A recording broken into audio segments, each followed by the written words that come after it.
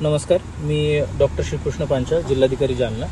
काही वेळापूर्वी प्रसारमाध्यमांवरती 10वीचा पेपर फुटला आणि त्याची उत्तरपत्रिका देखील तयार करून ती देण्यात आली अशी बातमी प्रसारमाध्यमांवर होती।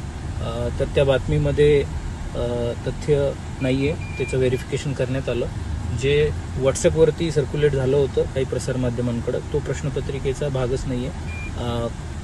जे प्रश्न त्याच्यामध्ये दिसत आहेत तर ते कुठल्या तरी गाईडचे वगैरे आहेत, म्हणजे तो प्रश्नपत्रिकेचा भागच नाहीये। अशा पद्धतीची कोणती घटना तिथे घडलेली नाहीये।